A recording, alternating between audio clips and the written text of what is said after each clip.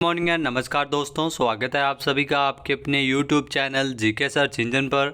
आज है 16 फरवरी और 16 फरवरी से रिलेटेड राजस्थान करंट अफेयर्स के जितने भी इम्पोर्टेंट क्वेश्चन हैं उन सभी को हम इस वीडियो में डिस्कस करने वाले हैं। तो पूरा वीडियो बहुत ध्यान से देखना और वीडियो के एंड में मैं आपसे क्वेश्चन पूछूंगा जिसका आंसर आपको कमेंट बॉक्स में देना है। कल के वीडियो में मैंने आपसे क्वेश्चन पूछा था जो था राजस्थान में सामाजिक सुरक्षा पेंशन योजनाओं के लाभार्थियों को घर बैठे वार्षिक सत्यापन किए जाने को लेकर कौन सा मोबाइल एप्लीकेशन लॉन्च किया गया था। तो इसके लिए राज एसएसपी मोबाइल एप्लीकेशन को लॉन्च किया गया था, यानी कि बी ऑप्शन इसका बिल्कुल सही था। जिन दोस्तों ने बी ऑप्शन कमेंट बॉक्स में सही जवाब दिया था उनको हार्दिक शुभकामनाएं। राजस्थान में सामाजिक न्याय व अधिकारिता मंत्री टीकाराम जूली के द्वारा अंबेडकर भवन स्थित जयपुर सभागार में जो सामाजिक सुरक्षा पेंशन योजनाओं के लाभार्थियों को घर बैठे वार्षिक सत्यापन किए जाने को लेकर राज एसएसपी मोबाइल एप्लीकेशन को लॉन्च किया गया था। वार्षिक रूप से आपको बता दें कि इसमें सत्यापन किया जाएगा पेंशन जो लाभार्थियों का। सामाजिक सुरक्षा पेंशनर्स के लिए सुविधा प्रदान करने वाला राजस्थान देश में पहला राज्य है। इससे लगभग 94 लाख पेंशनर्स को ये सुविधा मिलेगी। इस ऐप के जरिए किसी भी एंड्रॉयड मोबाइल फ़ोन से एप्लीकेशन के माध्यम से पेंशनर्स घर बैठे वार्षिक सत्यापन कर सकेंगे। साथ ही साथ ये सुविधा पूरी तरह से निःशुल्क रहेगी। इसमें फेस रिकग्निशन तकनीक के माध्यम से लाभार्थियों का जो आधार डाटा का प्रयोग करते हुए वार्षिक सत्यापन किया जाएगा। तो चलिए स्टार्ट करते हैं आज के करंट अफेयर्स। पहला क्वेश्चन है, किसानों की जमीन की नीलामी को रोकने हेतु किस राज्य सरकार द्वारा ऋण राहत आयोग का गठन किया जाएगा। तो ये ध्यान रखना, ऋण राहत आयोग का गठन किया जाएगा राजस्थान सरकार द्वारा, यानी कि ए ऑप्शन इसका बिल्कुल सही है। आइए जानते हैं इम्पोर्टेंट फैक्ट्स। तो किसानों की ज़मीन की नीलामी को रोकने के लिए राजस्थान सरकार द्वारा जो राजस्थान किसान राहत कानून बनाया जाएगा। जी हाँ, राजस्थान किसान ऋण राहत कानून बनाया जाएगा और इस कानून के तहत ही ऋण राहत आयोग का गठन भी किया जाएगा। राजस्थान सरकार के द्वारा इसकी घोषणा बजट में की गई थी। जी हाँ, राजस्थान सरकार लघु एवं सीमांत किसानों की जो ज़मीन की नीलामी को रोकने हेतु ये कानून बनाएगी। इसके लिए मसौदा विधेयक भी तैयार किया जा चुका है। वर्ष 2023-24 में राज्य के किसानों को 22,000 करोड़ रुपए का ब्याज मुक्त फसली ऋण वितरित किया जाना प्रस्तावित है। राजस्थान की सभी 7,282 प्राथमिक कृषि ऋण सोसाइटी जो पैक्स का कंप्यूटरीकरण किया जाना प्रस्तावित है। इससे पहले जो पहले चरण के लिए 1963 प्राथमिक कृषि ऋण सोसाइटी का चयन इसमें किया गया है। नेक्स्ट क्वेश्चन है, राजस्थान में इस साल जो गुलाब प्रदर्शनी का आयोजन जयपुर में कब किया जाएगा। तो इस वर्ष 2023 के लिए गुलाब प्रदर्शनी का आयोजन है वो जयपुर में 26 फरवरी 2023 को किया जाएगा, यानी कि ए ऑप्शन इसका बिल्कुल सही है। आइए जानते हैं इम्पोर्टेंट फैक्ट्स। तो राजस्थान में मुख्य सचिव है उषा शर्मा। इनकी अध्यक्षता में the Rose Society of Rajasthan की 48वीं वार्षिक बैठक का आयोजन 13 फरवरी को सचिवालय जयपुर में कॉन्फ्रेंस हॉल में किया गया था। वहीं पे मुख्य सचिव के द्वारा बताया गया है कि जो इस साल गुलाब प्रदर्शनी का आयोजन है वो 26 फरवरी को जयपुर के मानसरोवर स्थित सिटी पार्क में आयोजित किया जाएगा। नेक्स्ट क्वेश्चन है, जैसलमेर के राजमथाई में अमर शहीद नायक नरपत सिंह की प्रतिमा का अनावरण किसके द्वारा किया गया है। तो ये प्रतिमा का अनावरण सीएम अशोक गहलोत द्वारा वर्चुअल रूप से किया गया है, यानी कि ए ऑप्शन इसका बिल्कुल सही है। आइए जानते हैं इम्पोर्टेंट फैक्ट्स। तो राजस्थान के मुख्यमंत्री अशोक गहलोत ने 12 फरवरी को वीडियो कॉन्फ्रेंसिंग के माध्यम से जैसलमेर के राजमथाई में अमर शहीद नायक नरपत सिंह की प्रतिमा का अनावरण किया था। तो यहाँ से क्वेश्चन डायरेक्ट बन गया, अमर शहीद नायक नरपत सिंह की प्रतिमा का अनावरण कहाँ पर किया गया था, जैसलमेर के राजमथाई में। इस दौरान सीएम अशोक गहलोत ने राजमथाई जैसलमेर में महात्मा गांधी राजकीय अंग्रेजी विद्यालय खोले जाने को लेकर घोषणा की गई थी। तो ये दूसरा इम्पोर्टेंट पहलू। इसके अलावा जो शहीद नरपत सिंह के सम्मान के लिए राजकीय उच्च माध्यमिक विद्यालय राण सिंह की ढाणी, जी हाँ, जैसलमेर का नामकरण भी इसमें चेंज किया गया है। शहीद नरपत सिंह के नाम पर इसे रखा गया है। नेक्स्ट क्वेश्चन है, राजस्थान सरकार द्वारा gig workers welfare and development fund हेतु कितने करोड़ रुपए का प्रावधान किया गया है। तो ध्यान रखना, इंपॉर्टेंट क्वेश्चन है जो आने वाले एग्जाम में ज़रूर पूछा जा सकता है। Gig workers welfare fund development development fund के लिए आपको बता दें कि 200 करोड़ रुपए का बजट है वो इसके लिए रखा गया था, यानी कि बी ऑप्शन यहाँ पर बिल्कुल सही है। आइए जानते हैं इम्पोर्टेंट फैक्ट्स। तो राजस्थान के मुख्यमंत्री अशोक गहलोत ने जो प्रदेश में ओला, उबर, स्विगी, जोमेटो और अमेजन जैसी कंपनियों में ऑनलाइन डिलीवरी करने वाले जो लोगों के लिए जो गिग वर्कर्स उनको कहते हैं, तो उनके भविष्य की रक्षा करने हेतु गिग वर्कर्स वेलफेयर एक्ट लाया जाएगा। इस एक्ट के तहत ही गिग वर्कर्स वेलफेयर बोर्ड की स्थापना की जाएगी। साथ ही साथ 200 करोड़ रुपए की राशि से gig workers welfare and development fund का गठन इसमें होगा। तो 200 करोड़ रुपए का प्रावधान इसके लिए किया गया है बजट में। साथ ही साथ संपूर्ण विश्व के साथ प्रदेश में भी जो गिग वर्कर्स का दायरा है वो लगातार बढ़ रहा है। जो ऑनलाइन जो डिलीवरी बॉय है, जैसे ओला, उबर में काम करते हैं, जोमेटो, स्विगी, अमेजन, फ्लिपकार्ट जैसी कंपनियों में काम करते हैं, प्रदेश में इनकी संख्या जो वर्तमान में बढ़कर 3 से 4 लाख हो चुकी है। नेक्स्ट है, हाल ही में इंदिरा रसोई योजना के अंतर्गत राजस्थान में इंदिरा रसोइयों की संख्या बढ़ाकर बजट 2023-24 में कितनी की गई है। तो राजस्थान में इंदिरा रसोई योजना जिसका संचालन किया जा रहा है, जिसमें 8 रुपये में ज़रूरतमंदों को शुद्ध एवं पौष्टिक भोजन मिलता है।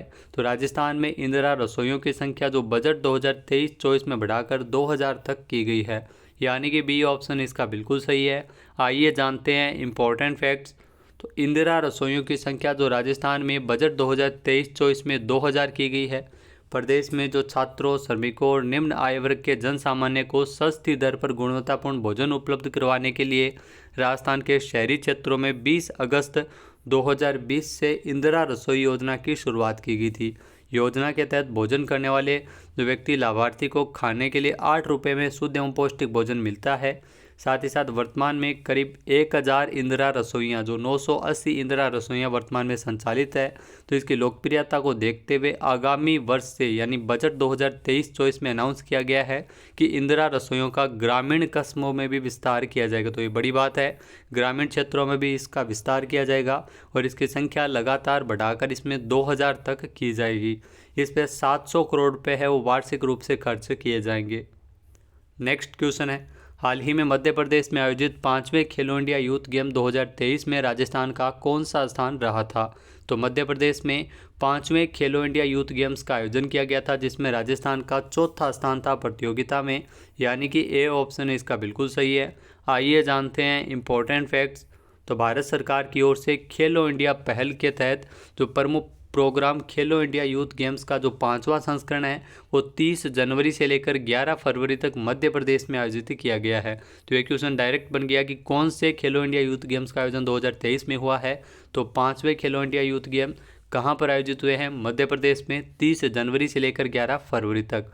राजस्थान की अगर बात की जाए तो राजस्थान 19 स्वर्ण पदक, 10 रजत पदक और 19 कांस्य पदक सहित टोटल 48 पदक जीतकर प्रतियोगिता में चौथे स्थान पर रहा था। मध्य प्रदेश तीसरे स्थान पर था। प्रतियोगिता में खेलो इंडिया यूथ गेम्स का जो आयोजन है वो मध्य प्रदेश के 9 शहरों में किया गया था।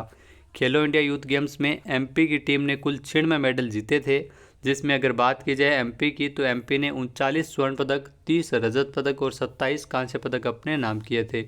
पदक तालिका में महाराष्ट्र शीर्ष स्थान पर था 56 गोल्ड मेडल, 55 रजत पदक और 50 कांस्य पदक के साथ। नेक्स्ट क्वेश्चन है, राजस्थान के कितने संभागों में सलीम दुर्रानी आवासीय स्पोर्ट्स स्कूल स्थापित किए जाएंगे? तो राजस्थान के सभी 7 संभागों में सलीम दुर्रानी आवासीय स्पोर्ट्स स्कूल स्थापित किए जाएंगे, यानी कि सी ऑप्शन इसका बिल्कुल सही है। आइए जानते हैं इम्पोर्टेंट फैक्ट्स। तो प्रदेश में बच्चों और युवाओं की जो रुचि खेल गतिविधियों में प्रारंभ से ही हो सके, तो इसी दृष्टि से प्रदेश के प्रत्येक संभाग में सलीम दुर्रानी आवासीय स्पोर्ट्स स्कूल स्थापित किए जाने की घोषणा सीएम अशोक गहलोत द्वारा बजट 2023-24 में की गई थी।